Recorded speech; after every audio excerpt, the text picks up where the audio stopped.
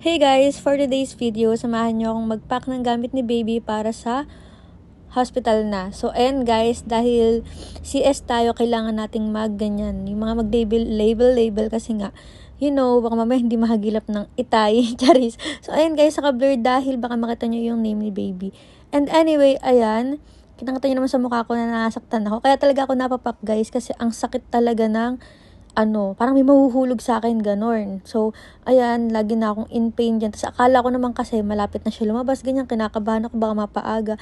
Yun naman pala, is may UTI. Kasi naman guys, last check-up ko sa OB ko is, nakita niya na may UTI ako tapos hindi ako, nag-expect ako na paggagamutin ako, ganyan. So, ako, ginawa ko, dahil hindi niya nga ako binigyan ng gamot na nabibilin ko, ganyan, is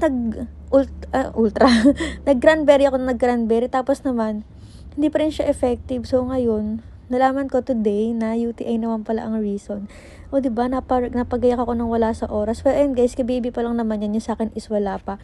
And anyway, kailangan ko ng advice nyo doon sa may gamit ni baby. Kasi nga, guys, parang feeling ko sobrang dami. Parang sobra-sobra, ganyan. Pero kasi, kinuha ko lang yun sa TikTok. Nakita ko lang yung mga nagpapak na mamis doon, ganyan. So, ginaya ko. And then, guys, naayos ko rin yung IDs namin in case na kailangan. And guys, yung bedsheet pala namin is no-lukot bedsheet yan, kahit di nyo nakikita. Galing siya dyan, ayan, kay sir, ayan yung nagpadala sa amin yan. And thank you so much po, sobrang ganda ng bedsheet nyo. And then guys, nilaban na rin pala ni daddy yung crib niya, bali, galing yan sa mga pinsan na naman ni baby, sa anak ni ate yan, tapos nilinis na lang namin para magamit. Hindi ko pa mapakita sa inyo yung buong setup niyan kasi hindi pa namin siya sinesetup ng buo dahil masyado siyang malaki, diba? So, saka na lang kapag malapit na si baby, papakita ko siya sa inyo. And ayun guys, may ambag naman ako, taga-video at taga shower ng water. So, ayun lang guys, maraming salamat!